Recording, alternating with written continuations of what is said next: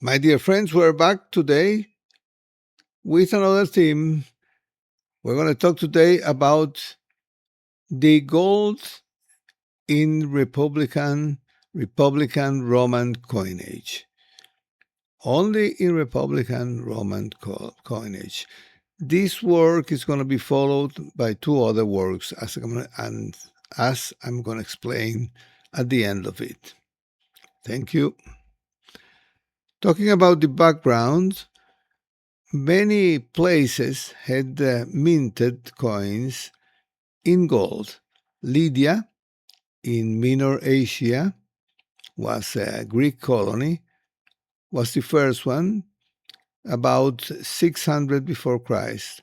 Then many Greek polis did so in the middle of the 6th century before Christ. Also Persia with the darics. They minted also the shekels and the darics. The shekels were silver, the darics were in gold. At the end of the 6th century before Christ.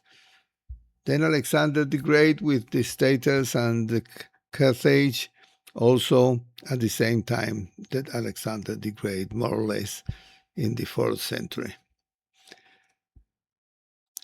But the Roman Republic that began in the 508 before Christ and ended in the 27 before Christ. At the beginning, she had the coins were small pieces of bronze or copper. And then, exactly at this moment, at the moment in which the Roman Empire or the Roman troops or the Roman expansion is going to get in touch with the Carthaginian expansion, they're going to begin what is called the Punic Wars. What is interesting for us is not the first Punic War, in which Carthage loses Sicily and Sardinia, and it's not the third one, in which Carthage is going to be destructed by the Romans. This called the Second Punic War was really the most difficult of all, because Hannibal, coming from Hispania, got into Italy and advanced almost until Rome. But he was finally defeated. In those days, this war began in 218 before Christ. The denarius was born. Some authors say that it was born about the 268 Latitus Livius, 268 before Christ, but most of them agreed that it was during the Second Punic Wars. So in this moment already we had a denarius circulating, but was not enough to pay all the expenses.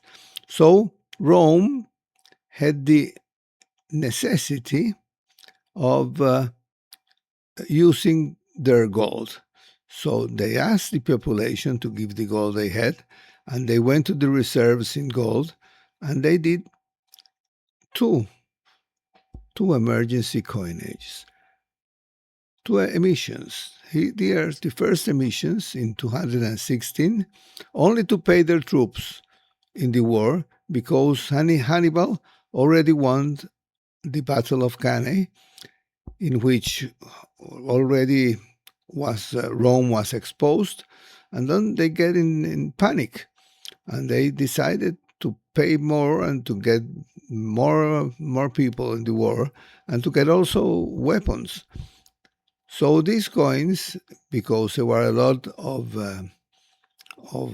deserting in the troops, are known like the oath coins.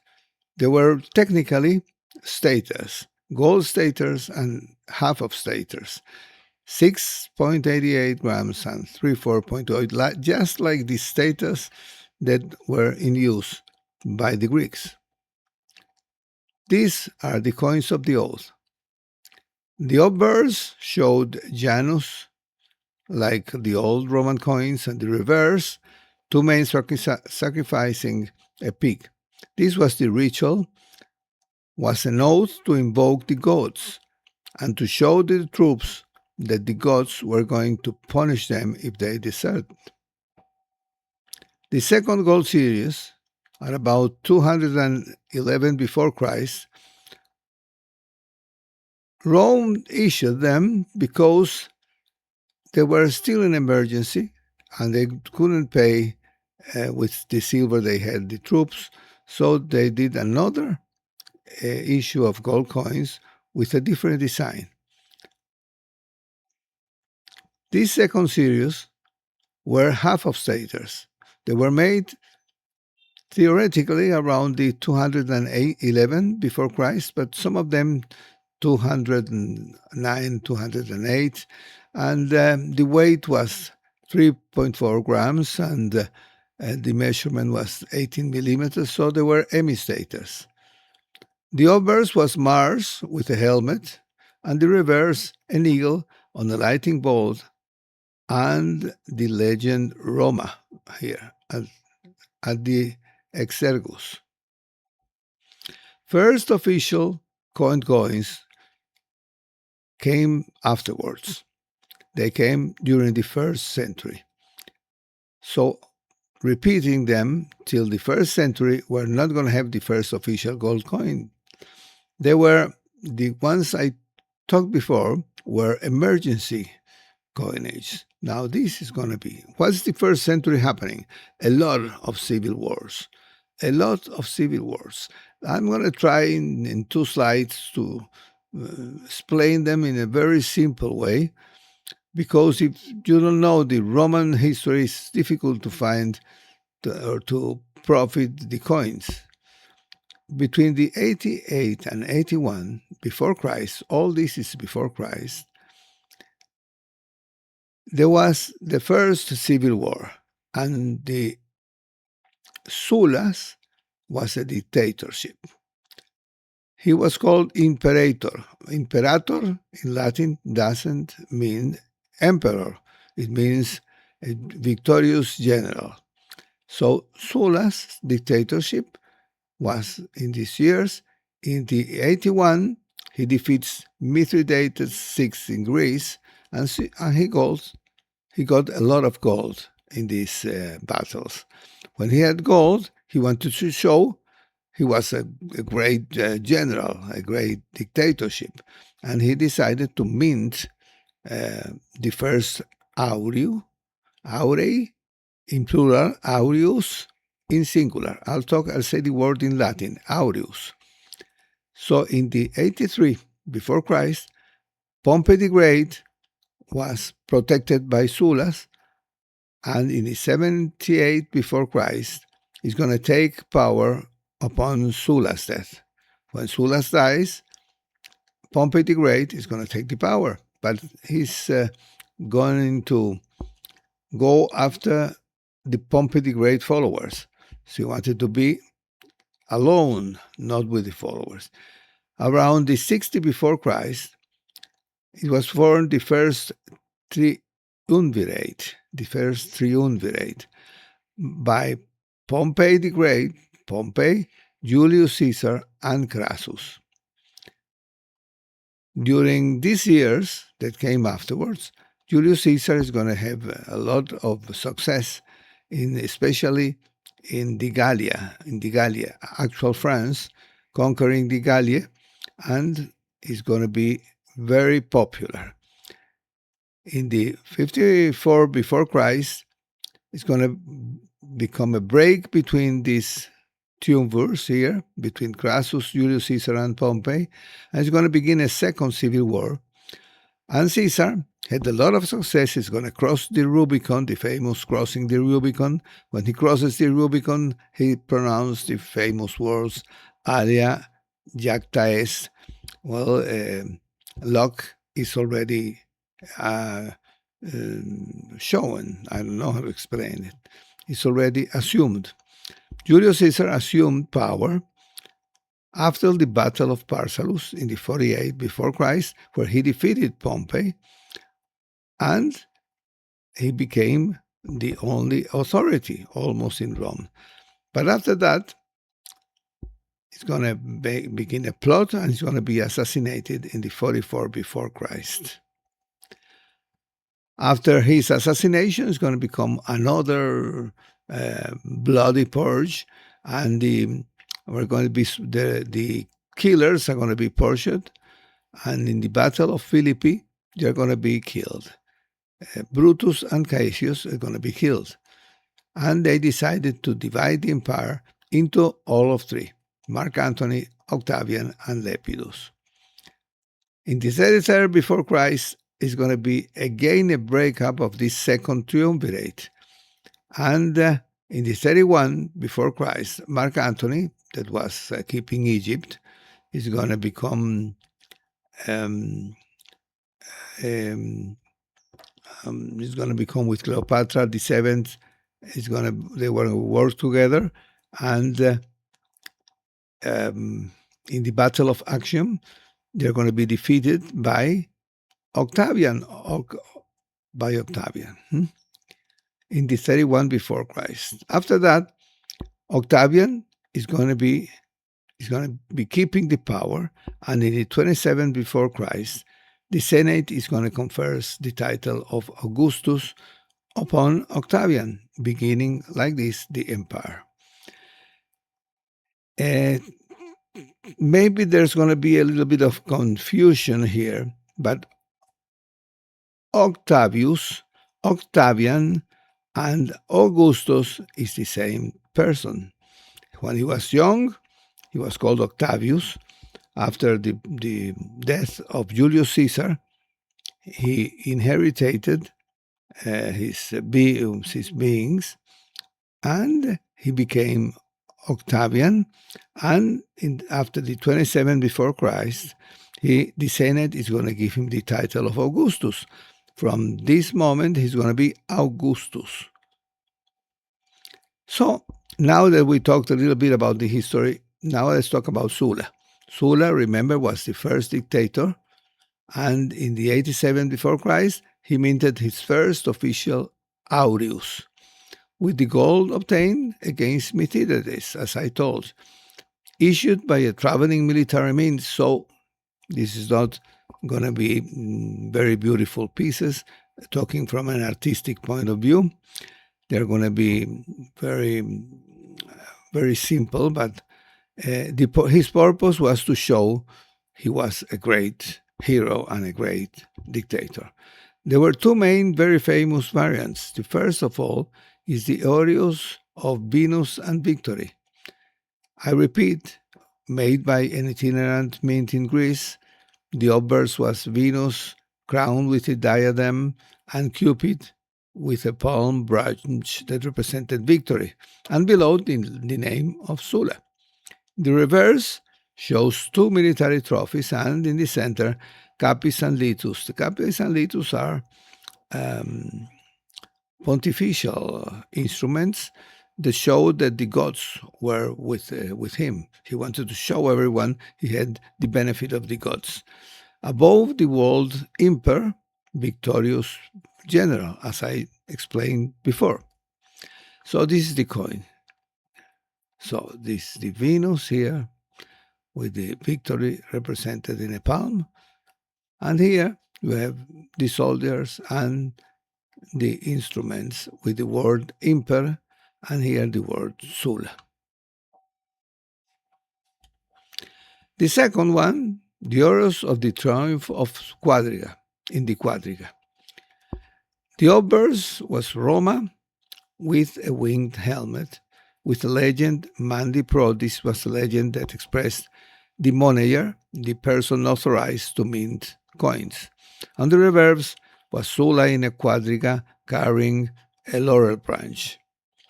Above him flies the goddess Victoria, placing a crown upon his head, in a certain way copying the old Syracuse decadrams or tetradrachms.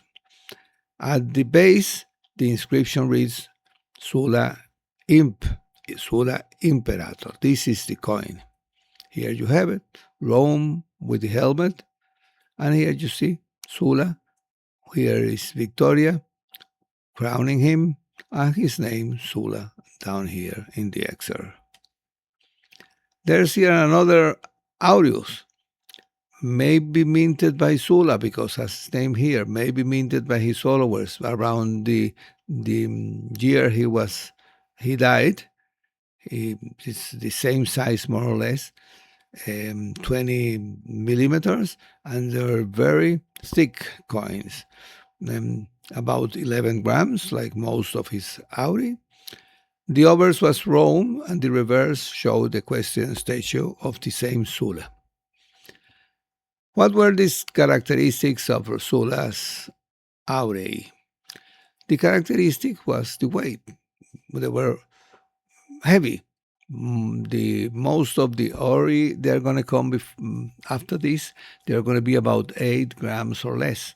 So 10 to 8 grams, he wanted to show he was a big leader and he had a lot of money. So he wanted to show his greatness. Almost pure gold. Well, this is valid for all these old coins, but especially for this, they were almost pure gold. Rough design, as I explained. Military itinerant means were not very artistic, so the design is not as beautiful as it would be made in Rome or in any other mint of the moment. They ended a tradition of not using coins to promote a political figure, long before Julius Caesar and the emperors did. So this was that's why I put this here, because some historians say that one of the reasons of killing Julius Caesar was because he showed himself in the coins. Well, in this case, this couldn't be accepted as 100%, because Sulla was a great promoter of his dictatorship. Oh, and I went back. So now we arrive to Pompey the Great. Sulla dies, and Pompey the Great gets the power. Here's an aureus of Pompey the Great with the obverse Africa, with the name Magnus, and the reverse was himself in a quadriga over here. And these were the same years that Julius Caesar, that was going to become a triumvir with Pompey, is going to become very famous. In the 57 before Christ, he was designed consul and in the first triumvirate. Between these years, 58 and 50 before Christ, he was the author of very successful campaigns, and he became a hero. In the 48 before Christ, when he defeated Pompey, returned to Rome as the undisputed leader. So let us see some of the aureae of Julius Caesar. This one, minted in Rome, 21 millimeters, 8.58 grams. In the obverse, you can see a female head, maybe Venus, and in the reverse, a trophy with a Gallic shield because of the Gallic campaign. In the year 25 before Christ, he minted this another aureus with the obverse of Victoria, and the reverse is a prefericulum, it's a jar, big jar, also used in the religious invocations. In the 46 before Christ, there's another very beautiful aureus with maybe Vesta in the obverse, and the emblems of the pontificate. The litus was like a baston, the capis was a jar, and the securis was like an axe. Another aureus from Rome, minted in Rome, with the image of Venus. He was very dedicated, Julius Caesar, to Venus. And the reference inscription, Cos Quing. Cos Quing means the 5th year after he was assigned consul. So because of this, we can know the exactly um, the exact date of the coin. But as I said before, in the 44 before Christ, the conspiracy is going to end his life, and Rome is going to be immersed in the civil wars till the 27 before Christ. The death of Julius Caesar was followed by a period of civil war. All the parties involved minted currency. So we have Brutus, one of the assassins, one of the murderers, with Aureus, the famous Aureus of Brutus, showed him here in the obverse, and in the reverse, Pelius, that was like a head of the freemen, and between two daggers, showing exactly, and the legend 8 Mars, referring to the Aedibus Martis, to the Idus of March, the date in which Julius Caesar was killed. See, here the size was exactly the same, and the weight also around 8 grams. And Cassius did his own, but not with his figure. He just tried to put here the liberty, and here also in applustre. The applustre was showed some kind of an object that they put in on the ships, on the front and on the rear of the ship, just like something of good luck. And here you see this Servilius is just the manager that did the coin, the person that was in charge of the mint. And here you see very interesting aureus of Mark Antony and Octavian when they were triumvirs, and they were in the same triumvirate and same size and weight, more or less. Not exactly, never were exactly. Here you see in the obverse the very easy to recognize Mark Antony, and here Octavian. Remember that Octavius, Octavian, and Augustus is going to be the same person. This is already with the name of Octavian. It was already died Julius Caesar, so he became Octavian. And here you see an obverse of Octavius, I say, but it's the same thing. And the reverse was the equestrian statue. Another aureus of Octavian shows him in the obverse, and the reverse of the goddess Fortuna. Here's a Mark Antony, very famous aureus also, which shows in the obverse a galley, and the reverse an eagle between the standards of his legions. Also more or less same size and weight.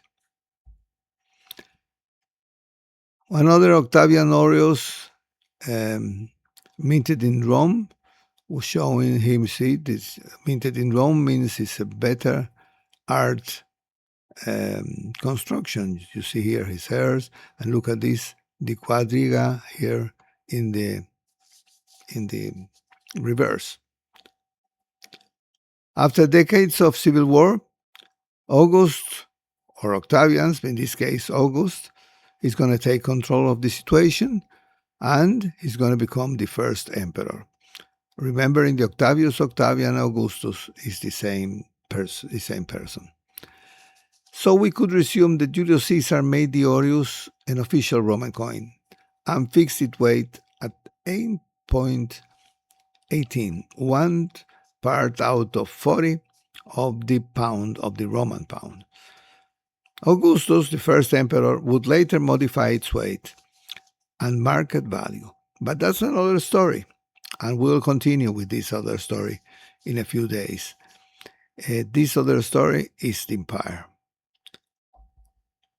During the Roman Republic, approximately 35 different types of auri, as it was a coin of sporadic minting and of very high value.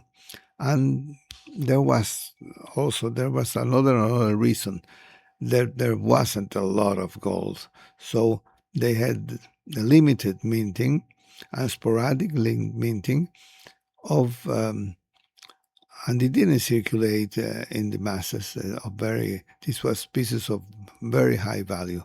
They circulated on the nobility and the very rich maybe, but there was not a coin that circulated in the most of the people. For comparison, during the reign of Augustus alone, also only Augustus, the first emperor, more than 150 different types will be known. Unless in the Republic, there may be maybe 40, not more than 40 different types. So the real moment of the Aure is going to be the empire. But the burning of the Aure was the Republic. That's what I want to mean with these slides. We arrived to the empire, and as I said before, this is another story. We'll go on with this story, but for today, we are going to arrive till here. We'll continue with the gold coin in the high Roman Empire, and then we're going to have a third one with the transition and the low Roman Empire. So thank you very much for following me, for listening at this. I hope you enjoy it. I am enjoying just letting you know something of what I've been studying on. Thank you really for your attention. If you like it, well, give it a like. And if you want to subscribe, I would be very grateful. Thank you, thank you, thank you.